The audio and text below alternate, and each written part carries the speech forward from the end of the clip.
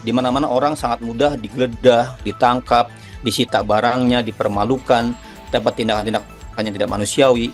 Itu adalah potret di mana Indonesia gambarannya seperti itu. Menurut pemerintah, pasal ini dibuat untuk membedakan antara tindakan penghinaan dengan kritik yang ditujukan kepada kebijakan presiden. Menteri Hukum Supratman Andi Aktas mengatakan, pasal tersebut tidak akan digunakan untuk membungkam kritik. Ia menyebut terdapat perbedaan jelas antara kritik dengan penghinaan. Karena itu penghinaan presiden dan wakil presiden tidak bisa digunakan untuk menjerat pihak yang mengkritik kebijakan presiden.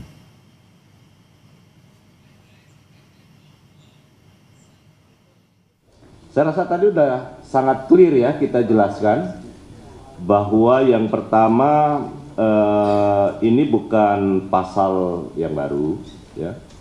Kemudian yang kedua harus dibedakan antara mana yang kritik, mana yang penghinaan.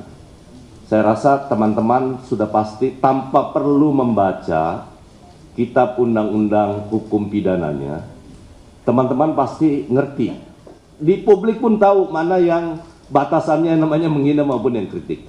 Dan saat ini pun juga pemerintah sampai saat ini ya, saya rasa belum pernah ada satupun langkah yang diambil yang terkait dengan hal-hal yang terkait dengan kritik, ya nggak pernah ada ya. Sementara itu Wakil Menteri Hukum menjelaskan tentang pasal 256 KUHP tentang demonstrasi. Wamenkum bilang dalam pasal itu mengatur penanggung jawab demonstrasi harus menginformasikan kepada polisi sebelum menggelar aksi demonstrasi. Hal ini dilakukan agar polisi melakukan pengaturan terhadap lalu lintas. Menurutnya, demonstrasi berpotensi membuat kemacetan lalu lintas. Oleh karena itu, polisi harus mengetahui titik jalan yang menjadi lokasi demonstrasi. Wamenkum menegaskan, pasal itu tidak menghambat atau melarang orang menggelar demo, hanya mengatur dan bukan melarang. Intinya harus memberitahukan kepada polisi. Kata-kata di situ adalah memberitahukan, bukan izin. Mengapa pasal ini harus ada?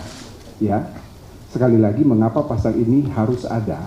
Karena ini berdasarkan pengalaman yang pernah terjadi di Sumatera Barat, di mana sebuah mobil ambulans yang membawa pasien itu, dia mati di dalam karena terhadang oleh demonstran. Jadi tujuan memberitahu ke aparat keamanan supaya bisa mengatur lalu lintas. Demonstrasi kita menjamin kebebasan berbicara, tetapi kita harus ingat juga bahwa ada hak dari pengguna jalan. Masyarakat sipil untuk pembaruan KUHP mendeklarasikan Indonesia darurat hukum.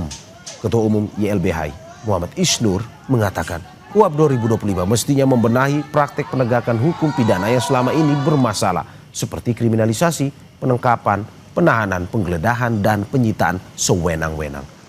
Namun KUHP baru tidak menyasar beragam persoalan itu. Hanya membenahi sedikit substansi tapi tidak memperkuat pengawasan dan akuntabilitas penegakan hukum.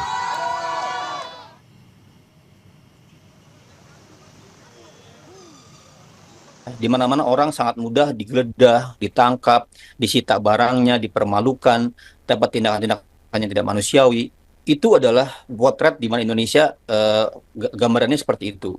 Dan harusnya KUHP itu memperbaiki itu semua ya. KUHP dalam prosesnya kemudian hanya memperbaiki tapi nambah-nambah sedikit tapi tidak memperbaiki bagaimana memberikan pengawasan yang ketat dan akuntabel kepada penegak hukum. Ya, bagaimana polisi nangkap nahan ya masih bisa nahan sendiri gitu. Bagaimana bisa menggeledah, menyita, memblokir bahkan rekening, akun media sosial dan lain-lain.